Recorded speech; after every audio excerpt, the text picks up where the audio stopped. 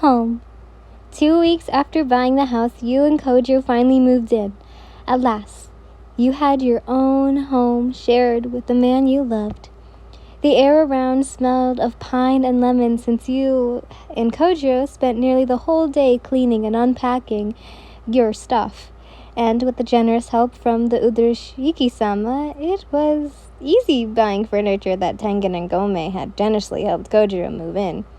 Even though the windows in the room were wide open, the little particles of white dust that were left after renovating were still flowing in the air, dancing in the sunlight whenever wind moved them as you finished unpacking the last box. You looked around with satisfaction and delight because even if the house was spacious, you could already start to call it home. No, doubt this home will bear witness to your best and worst moments, a place that will be a safe sanctuary for you both. Once everything was unpacked and well organized, you decided to freshen up before relaxing.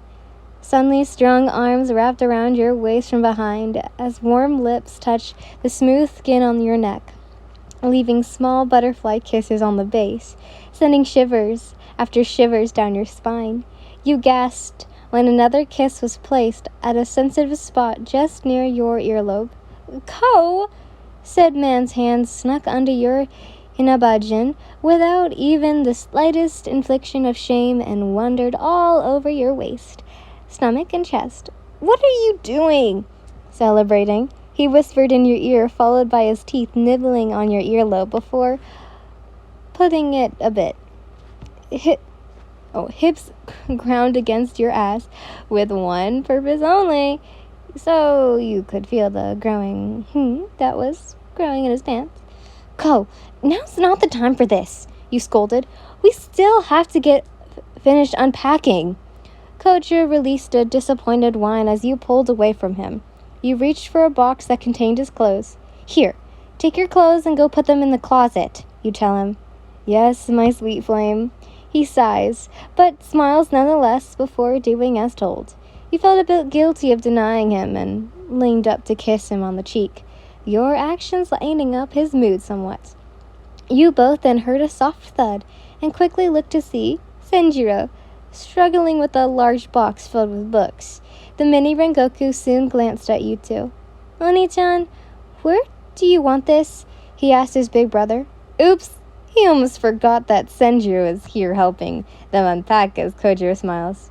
"Here, Otoyo, let me help you." By the evening, you and Kojo had already unpacked everything important, and you had taken to lying down on the tatami matted floor in the middle of the living room. Thanks to Kojo's help, you finished the moving in pretty quickly. And speaking of your brother-in-law, the young boy was exhausted as you were and had taken the privilege of laying next to you under the kyotua.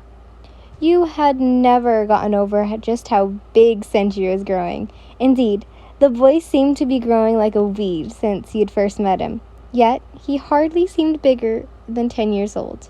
And he was definitely a lot cuter and more precious than any child could ever hope to be. You slightly gushed at how adorable he was, snuggling against you, whilst lying his flame-colored hair in your lap, smiling.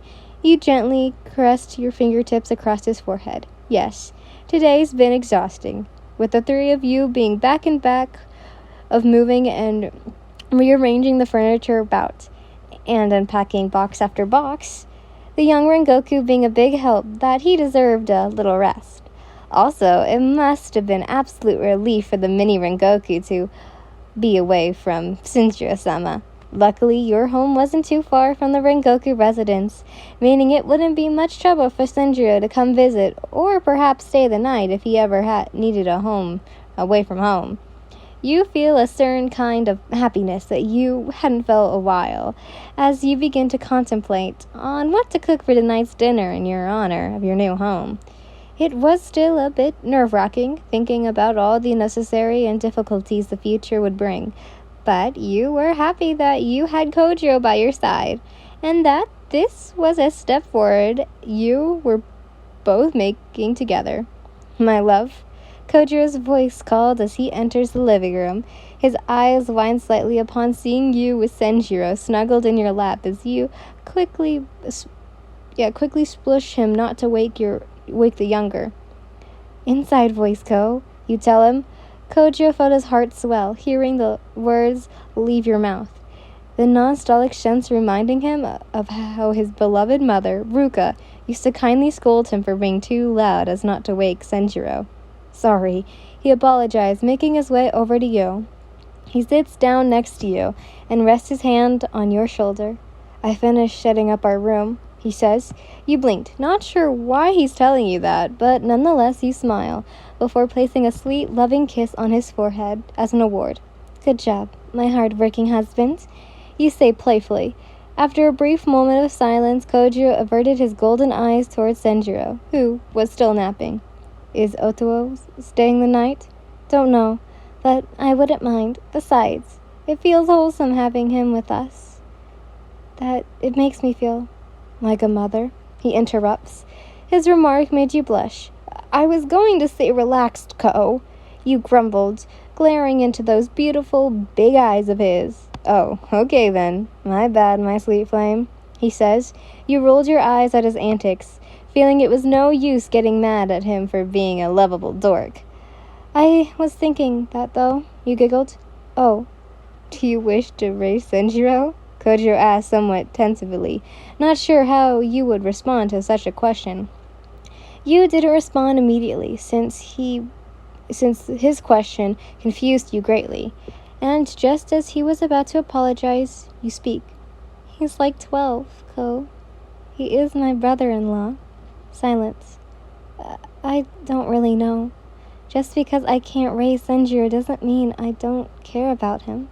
Of course, it's not as though I haven't thought about it since it eats away at me that your mother died when you both were young, but I could never replace Ruka. I suppose that makes sense, he says softly and sits up to meet your gaze with a soft smile. It's a shame, though. But, for what it's worth, I think you'd really be a good mother. If you do raise him. Or anyone, for that matter.